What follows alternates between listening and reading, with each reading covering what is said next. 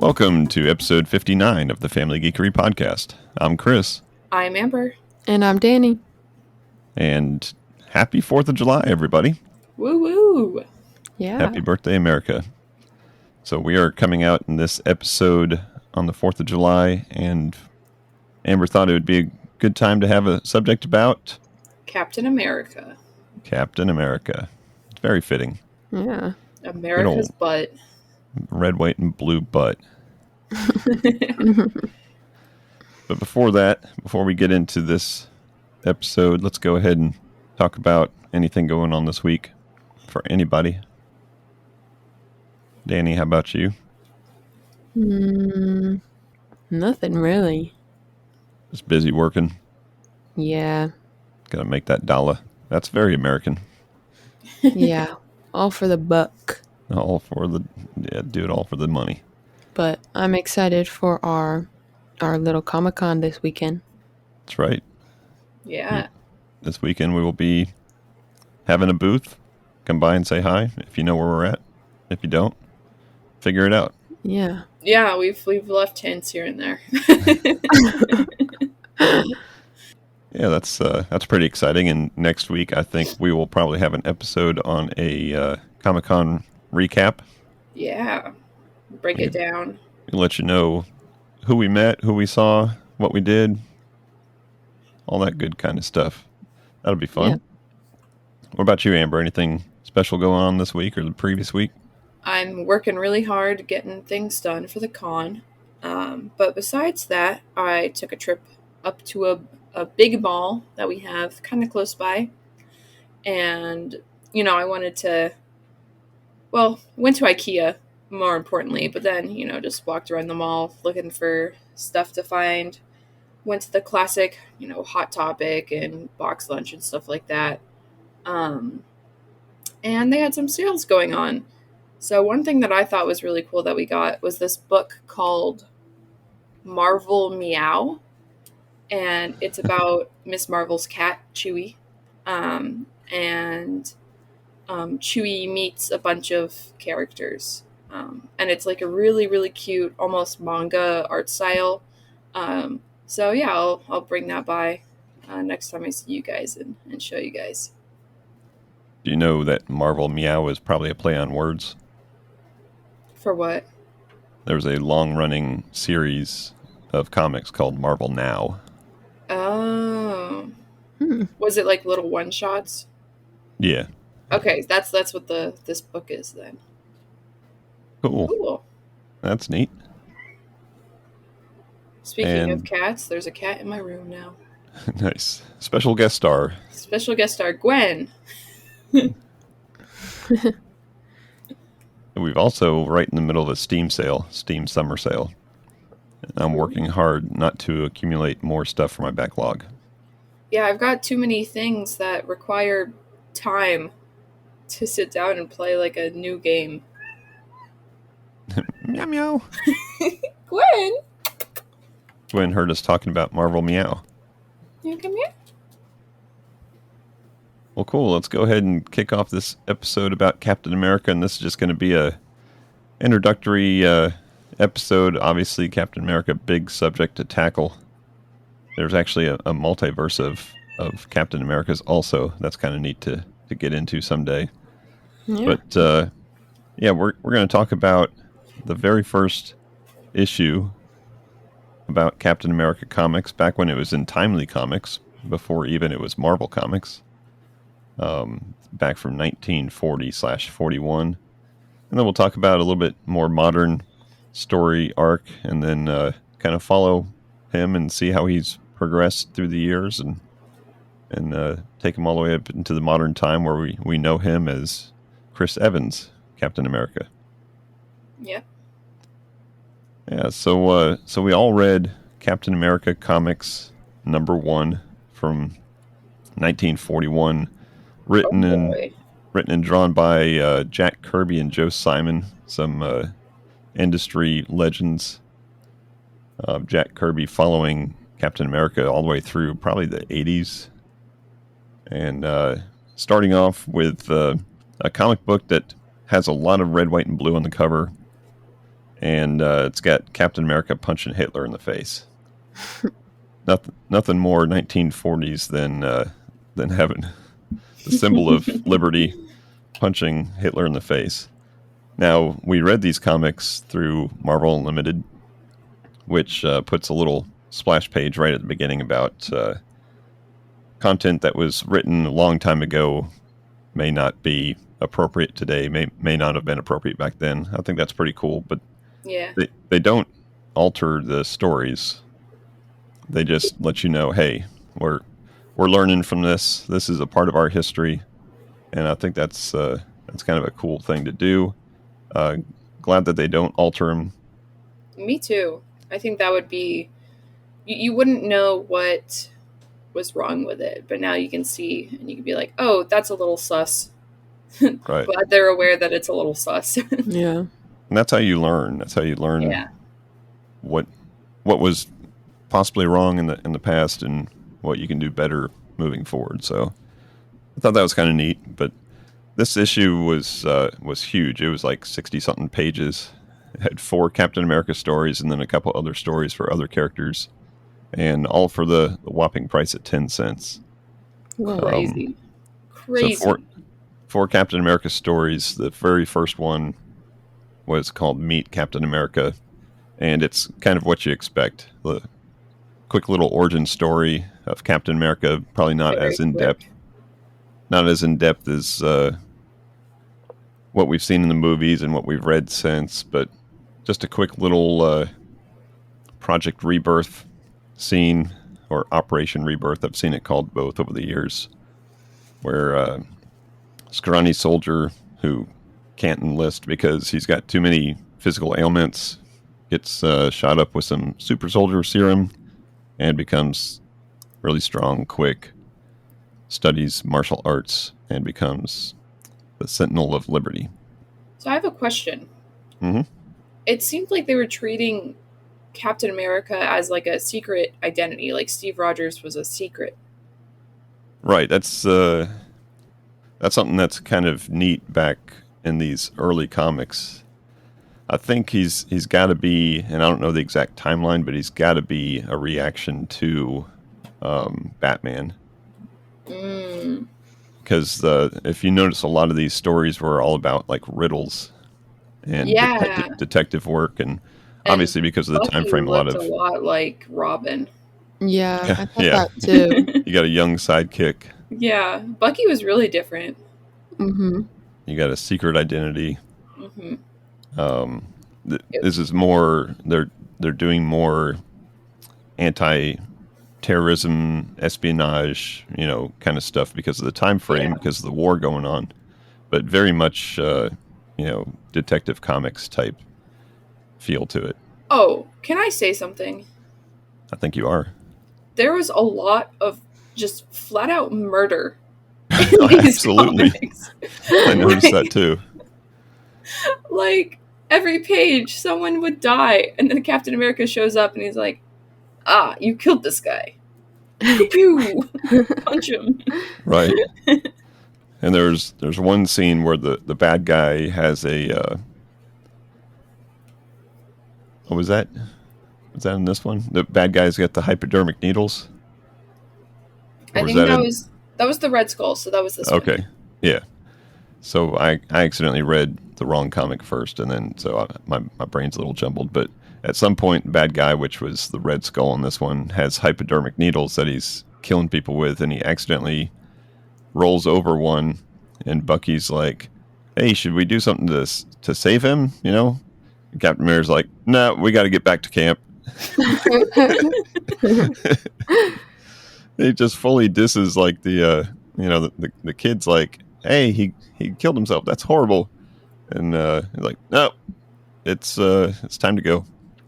And Bucky Yeah. was so funny because he would just walk into obvious danger traps and then almost die. Hey, he's just a tiny little kid. Why is he in the army? He's a mascot in the army. He's like their platoon mascot, and as far as I know, has no superhuman strength or skill or stamina or anything. But he's side by side beating up these different bad guys with Captain America. Yeah. Yeah, 4 stories. We get to meet Captain America. We see a story about Sando and Omar, which was a little weird. Yeah. They're doing some terrorist type stuff. Another story where there's a chessboard and some bad guy is kind of taking out all the people one by one, all the important army generals, and trying to take out Captain America one by one with his bad guys. And then the final story being the riddle of the Red Skull. Kind of neat to see Red Skull all the way back in the very, very first issue of Captain America. But in this, he had an interesting outfit. Yeah, in this issue, it's just spoiler alert, just a mask on a dude. Yeah. Who happened to be like a capitalist, right? He was the guy who was making the airplanes. I thought he was some sort of medicine man, and that's why he got the hypodermic needles or whatever. Oh, it could be. But yeah, just look into my eyes and you will die. And then he would stab him with the needles. Yeah. But for some reason, when he went to do the same thing to Captain America, he's just trying to kill him with his death stare and doesn't worry about the needle until the end. But yeah, very, very dated, but still, I guess this was considered, the writing style and the action style of this was considered pretty revolutionary for the time, as far as how fast moving the stories were and how much action and fighting the stories had. And murder. I feel like there's not murder in comics anymore. Maybe that's just because they don't want to like kill off characters to like, I don't know, just in case they want some random one shot of this random character or whatever.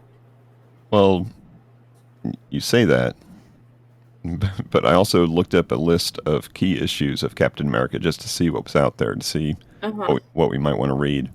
And as I'm looking at this list that spans even until, modern times. Yeah. I'm scrolling down the list and it says, Captain America issue 352 or something like that. And then in the next column it says why it's important, why it's a key issue. And almost all of them were death of so-and-so, death of so-and-so. Oh my gosh. Some bad guy that was probably the bad guy of the issue. And death of so-and-so. So wow. I think we're kind of slated by the MCU and the movies. That's not as prevalent, but I think in the comics that was a recurring theme. But no one's ever really truly dead in the comics, right? They come back. Right, there's always universes. Another universe. Yep. But yeah, so did you guys enjoy reading those stories back from 1941? Enjoy? I don't know. Read them? I did. I think it's always cool to read them from like a while back ago and see how different they are. Yeah, different because everything in the world back then revolved around this world event that was happening for 4 or 5 years. So everything was tied to that. And as we see today, there's still obviously bad stuff that happens in wars all over the world. But today we have to have like aliens come from, outer space to come attack New York to get all riled up about, we're not going to have a movie about Captain America and the Avengers going over to Russia or something. And, Are you complaining there's not enough war? Are you like that other guy? The guy that says there needs to be war. Yeah. That was in the second issue that we read, right? Yeah, that was good. You don't think Avengers coronavirus would be pretty popular? The battle on the virus. I mean, they're already wearing masks, so. Hey, they're masking up. One thing that I thought was cool about this old issue was that the origin story, like, hasn't changed at all. Like, I feel like with some superheroes, it's, like, changes way drastically. But this one, like, even though it was only, like, a page of origin story, it was cool that it's always been super soldier serum, scrawny guy turns into big guy to save America from the Germans. Yep. So let's talk about a little trivia here before we get into that second issue that we read. Here's some interesting tidbits that I'll offer you. Okay. So Joe Simon, one of the creators along with Jack Kirby, Joe Simon initially considered calling his new character Super American. He quickly changed it to Captain America, arguing that there were too many supers and not a lot of captains in comics. Oh. And Captain made more sense if he's like in the military. Yeah. Right. Yet he's always working for generals who don't like him. Yeah. Does Or at least Captain they don't- outrank General? No. Oh. Yeah. But Captain does outrank Private Rogers. He's always peeling potatoes. I don't know if you caught what they kept on threatening Steve Rogers, the private in the army. They kept threatening him with KP duty. You know what that is? Kitchen Patrol. Oh. So basically peeling potatoes. So that's why Okay, they just always... like that army girl from Weakest Link. Peeling potatoes. All right, so other trivia. Steve Rogers is one of the few people that Deadpool truly respects due to Captain America being Wade's childhood hero. Oh, that's cute. Since both gained their abilities as a result of experimentation, Rogers empathizes with Wade and is one of the few heroes shown to genuinely like the merc with a mouth. All right, due to his connection to the events in World War II and subsequent suspended animation, Captain America is one of the few characters whose backstory isn't affected by Marvel's sliding timeline. So we've talked about this sliding timeline before, how Nick Fury was in World War II, and we just kind of forget that, and okay, Nick Fury is still around. But Captain America, has not only because of his super specific soldier point serum, in time. but he was cryogenically preserved. Oh, I had a question about that. Go for it. So, in the movie, it makes a lot of sense, right? Because the first movie, it's World War II, and then he falls into the water, and then in Avengers or whatever, they find him, and he's out in the world in modern day. But in the comics, was he like just preserved? Was he like not written for a while, or was he just preserved, and then they like time jumped? Well, so he was killed, right? Him and Bucky both. I think Bucky was in the plane with him. And he wasn't found until probably in the 60s. And Namor found him. Oh. Because there was some underwater tribe or something that was worshiping a false idol. And he was the false idol? The frozen dude, yeah. So I think he brings him out, and then the Avengers find him, and so he pops back up in Avengers. So he was just like not. He was written out of the comics for a little while. Yeah. Okay. Cool. Okay.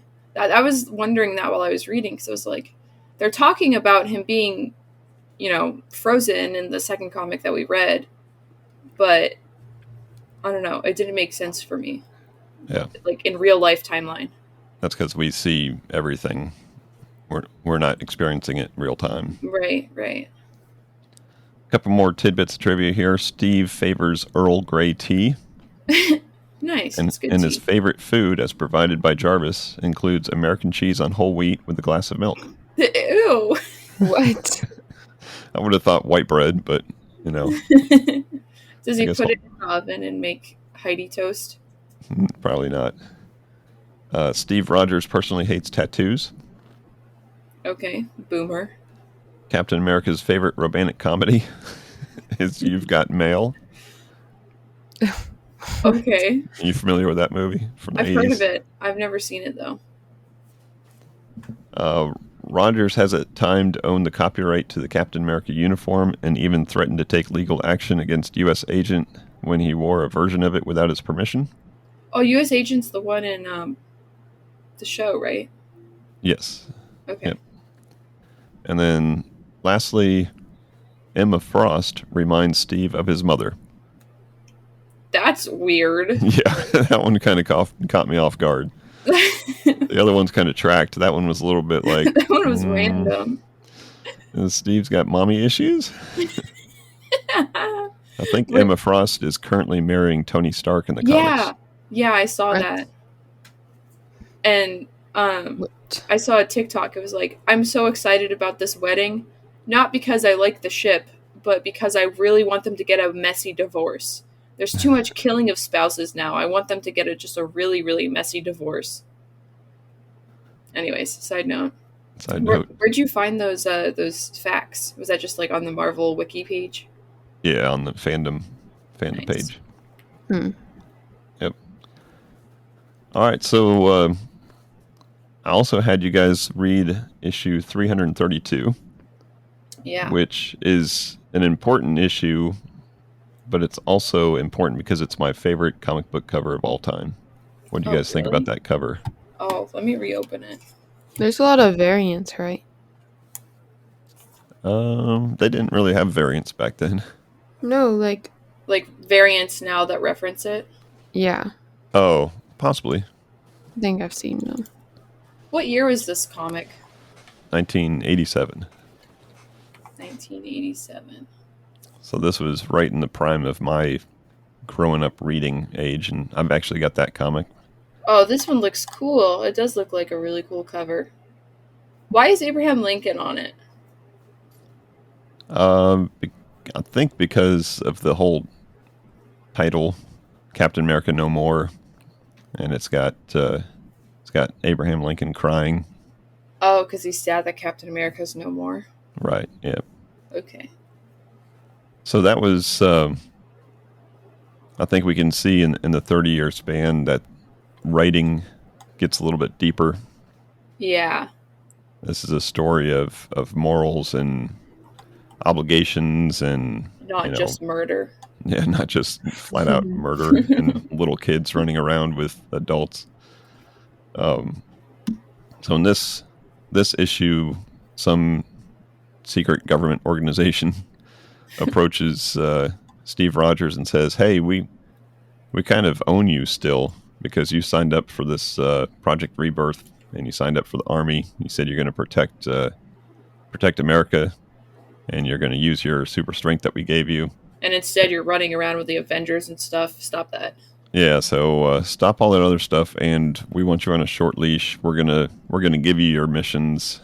And he didn't really like that. He, I guess, rented a hotel room in Washington D.C. to think about this for a little while and contemplated what that meant. He liked the autonomy of being able to, do the missions that he wanted to do and kind of protect the things that he wanted to protect. And they're like, "No, you're gonna be our hero for hire," basically. And they gave him a bunch of money as like a settlement. They had given him money as like a settlement. And then they're like, "You can give us back the money and keep doing what you're doing. Give us back the money and the suit and stuff, or you can work for us." Right. And one thing that I thought was kind of out of character was Captain America's like, "Oh man, but I spent all that money already." I'm like, what are you spending money on? Well, he's spending on his computer hotline. Yeah, what does that mean? I don't know. I need to jump back a couple of issues and see what this computer hotline was, because this is 1987. We don't have internet yet, so I don't know. I don't know what this computer hotline is all about. All right, so he's contemplating what he wants to do. He calls for some advice from some of his friends, like Sam Wilson. He tries to get a hold of Nick Fury. He calls Captain Marvel, Hawkeye. Yeah. Hawkeye's got a very very snappy message machine. He's like, "I'm out saving the world. Just leave your message if you want." You've reached Hawkeye. I wonder if that's like a special superhero line. Yeah. Or He can't afford a computer hotline. He's just got an answer machine.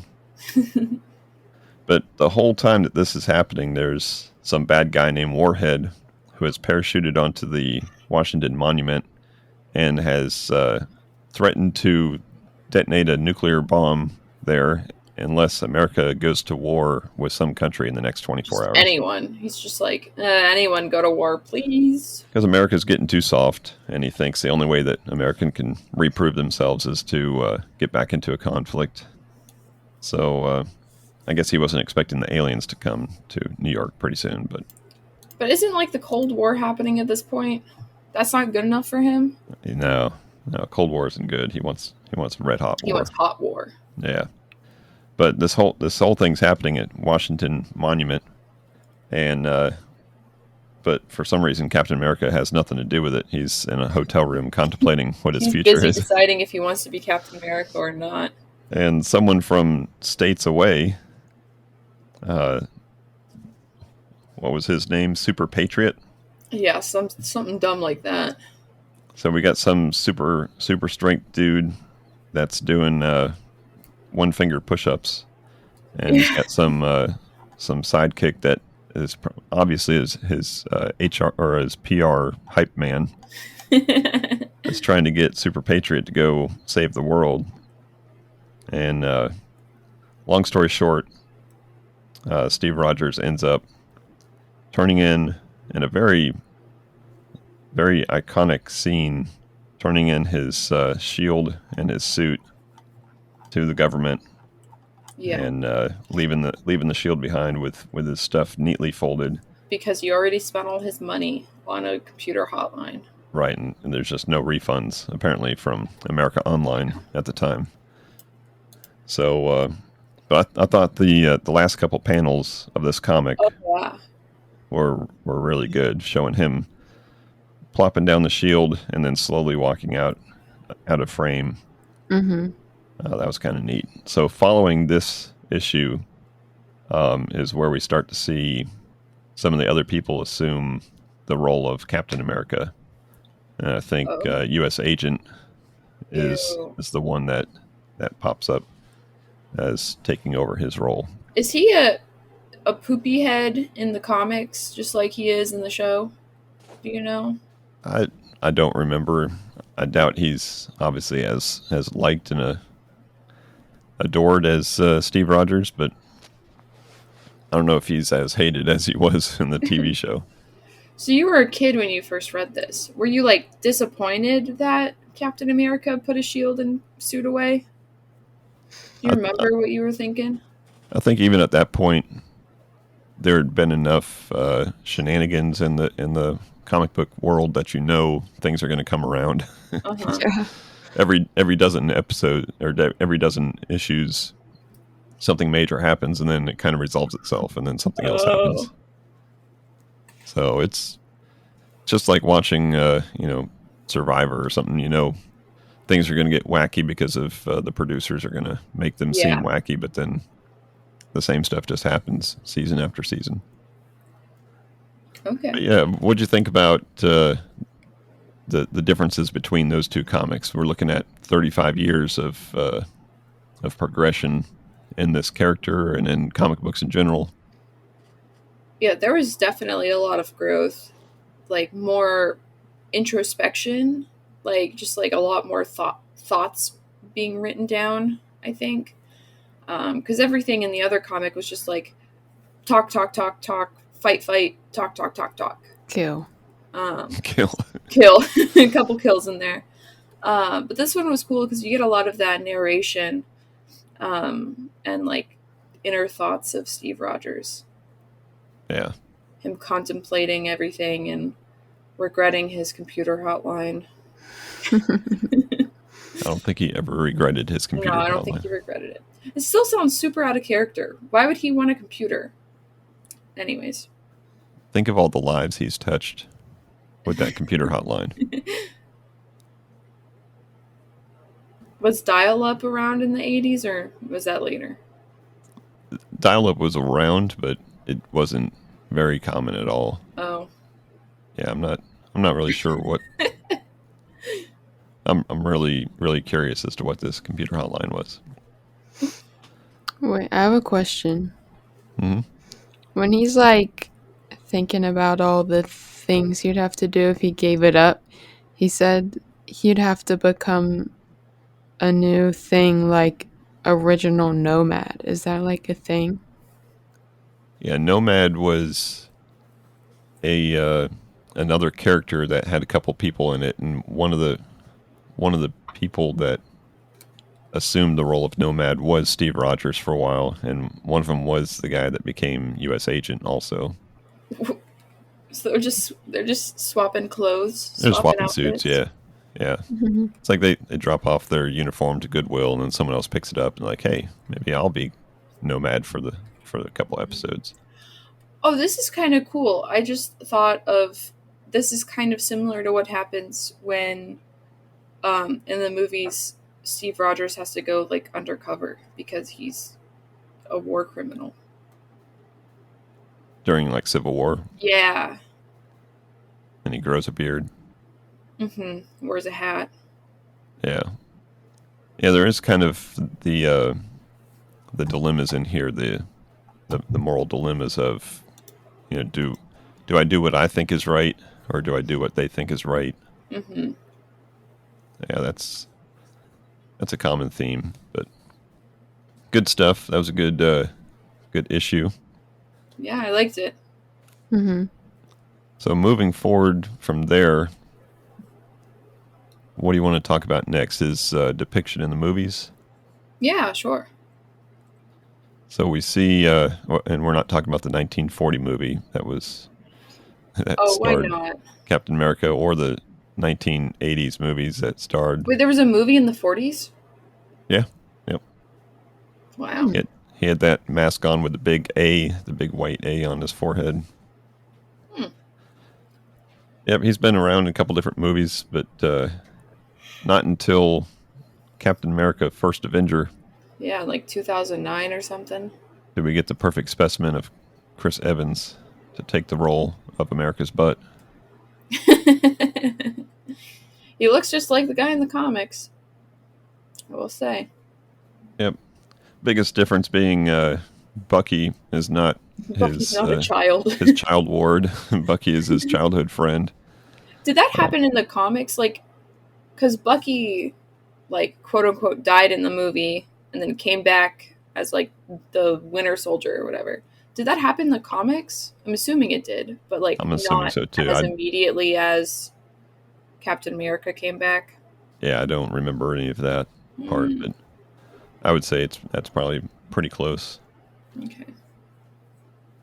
But yeah, so Captain America: First Avenger, great movie, starting off with iconic scenes of his origin story.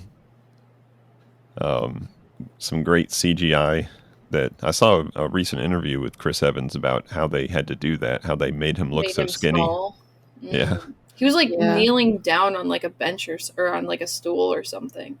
Yeah, they talked about how the CGI guys had to, he had a term for it. It was like shave or sculpt or slim him down. And it said it was a very slow process of doing that. But yeah, when you see that movie at first, you're like, how do they do that? How do they make him look so skinny? And then give him a shot, and then all of a sudden he's, buff. Now they just like use a body double and deep fake his face on. Yeah. Right, yeah. Yeah, but so we get to see him back in the 40s doing Fighting his wartime stuff. We get to see how he's used by America as propaganda, which is kind of a recurring theme. Oh, that's one thing we didn't talk about is the little badge thing that you could send 10 cents in and get the badge. Oh, yeah. That was cool in the first issue. I'm throwing a dime in an envelope right now to that address in New York. See if they have any left. They may have like boxes and boxes, and they're like, the demand is just down on these things. How long are we going to store them? But yeah, it said send away 10 cents to cover the shipping of this free item, which was a Captain America badge. And in the first issue, it just said, hey, get your Captain America badge. And I'm guessing they didn't get a lot of people send in, because in issue number 2, they altered the advertisement a little bit to say, this isn't some cheap paper badge. This is made out of the same metal as police officer and fireman badges. So for 10 cents, today that would be like $12 to ship that across the state. Yeah. So That's cool though. Like, yeah. I mean, it's probably some weird way to get kids excited about World War II, or maybe distract them from World War II. But Yep. Shouldn't this metal that they're making these badges out of be used for like guns and bullets back then? yeah, maybe. I mean, kids were eating chocolate bars and turning in their Hershey wrappers so that, soldiers could have, weapons back then. They had to recycle their tinfoil so that they could continue to make bullets. But meanwhile, they're throwing these badges all over town to these kids. But yeah, it's always neat to see old advertisements. And unfortunately, when you read in something like Marvel Unlimited, they take out all the, the majority of the advertisements that weren't, Marvel advertisements. Right. But you don't get to see the X-ray specs that you can buy for $1. You didn't grow up seeing advertisements for like build your own hovercraft. What? You ever seen that? No. Build your own. For like $3, you can get the blueprints and the plans. And this is again like a 12-year-old kid or something reading this thing. Like, hey, mom and dad, I got these build plans for hovercraft. Can I have the motor out of your vacuum cleaner? Because that's what the whole thing revolved around, is a vacuum cleaner motor. Oh, what? Like, yeah, I can see some mom back then. Sure, take apart the old Kirby. Take the engine right out of that thing. The only thing we get advertisements for in our newer comics are like TV shows and the newest like Teenage Mutant Ninja Turtles movie. Video games. Yeah. Not even advertisements for Wonder Bread. We used to get Wonder Bread, food, snacks. Oh, Hostess snacks. Lots and lots of Yeah, that makes more advertisements sense for Hostess kids snacks. than bread. halfway through reading a comic, like, I want a ding dong. If someone listens to that quote out of context, that will be strange. We're talking about Hostess snack cakes, please. Something about reading comics just makes me covet the ding dong. Anyways, yeah, back to the movies. Back to the movies. So, do you see what are the similarities and differences that you see in the depiction of Captain America in the movies versus what we've seen in these comics? He doesn't have a hotline. He's certainly lacking in that category. Yeah, How do we know? He's completely like tech-averse. Like he doesn't know anything about tech. He's apparently been able to use a VCR because he's watched You've Got Mail. Which is a movie about America Online. So maybe that's where he got his idea for his hotline. You don't know. Maybe in between scenes, he's going to Tony Stark saying, "Hey Tony, can you just throw me a couple bucks? I really need to get this hotline off the ground. Let's help out this little kid from Brooklyn." Oh, in the movies, it's weird because I feel like sometimes he's this really like stuck up, like play by the rules kind of guy. But then other times, like in Civil War and afterwards, he's like, no, I don't care about the rules. Just let me have my own morals. Like, I think that's one thing that's pretty constant for Captain America is his morals. He's got a very high sense of his own opinions and stuff. Yeah.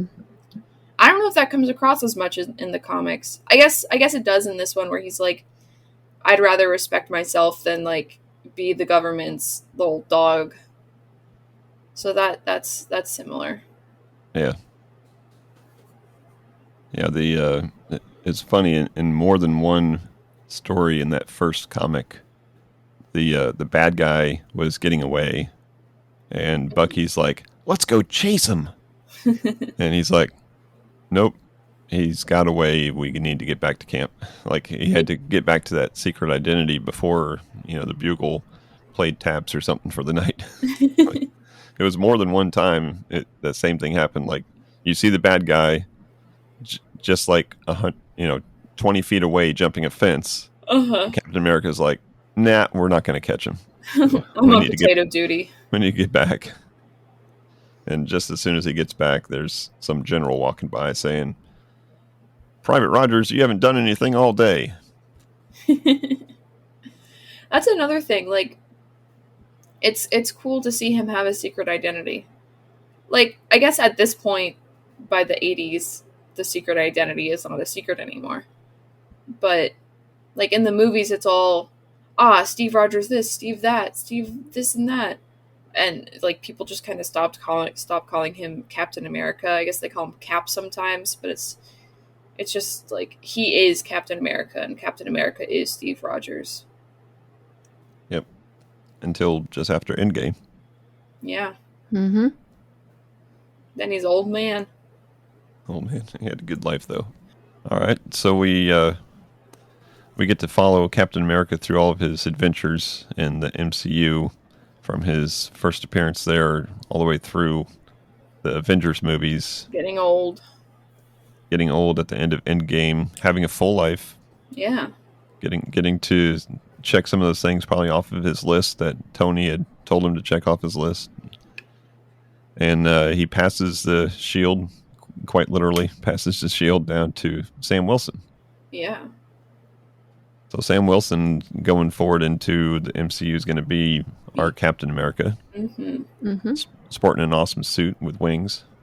Yeah, I totally finished watching Falcon and the Winter Soldier. Yeah, I got 2/3 of the way through it. I didn't watch it. I saw the outfit. Looks cool. Probably America need to finish Bird. it before the next movie. No. You're not going to finish it. I'm not. I literally only have one episode left, but I'm What's not the going to next movie? Well, the Captain America movie with Oh, Sam he's getting Wilson. a movie? Yep. Oh, that sounds cool. Mm. Yeah, it's got a cool title like Sentinel of Liberty or, something cool like that. Nice. Maybe he should be an eagle and not a falcon. That Missed would be, opportunity. yeah. Yeah, I'm excited for Sam Wilson. Was he Captain America in the comics ever? Yes. Okay.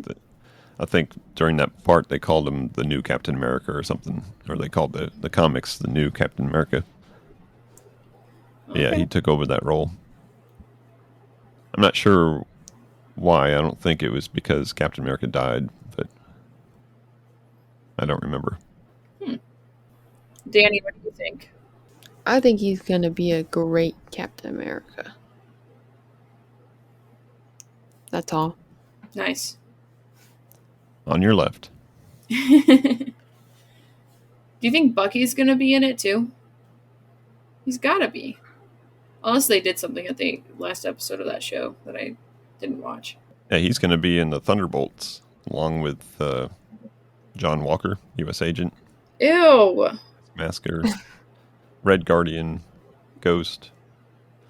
Yeah, that's going to be... Who's Ghost? Oh, Ghost is from Ant-Man. Right, yeah. God. So all the rejects? All the Oh, all the people, all the spin-offs. Yeah. Like we could have 10 spin-offs, or we could have one movie to Is Elena gonna be in bring it? them all together. Yep, she's going to be there. Okay. Cool. Yep. fun. That's the one that Harrison Ford's going to be in, as if he doesn't have a busy enough schedule already. Harrison Ford? Yeah, he's going to be Thunderbolt Ross. Wait, is that like Agent Ross? Wait. I mean Captain Ross from Hulk? From the Hulk movies, yeah. Okay. Yeah, so that's what we got to look forward to. Seeing Sam take over the reign. Yeah. Any final thoughts on Captain America? No. No. On this most patriotic of days? I don't think so. All right, so that's going to wrap up America's this butt. episode. Happy 4th of July to everybody. Thank you for listening. Be sure to check out our YouTube channel. See what's going on there. Be sure to check out our socials. Be sure to say hi if you come by the Comic-Con this weekend. Woo! Yeah, track us down. Track We us got some down. fun goodies. Stalk us. We need stalkers. No. No? Is that too far? Fans. Fans. Come join the fam. Exactly. And that's going to do it for us this week. So until next time, peace out. And geek And out. geek out. Geek out.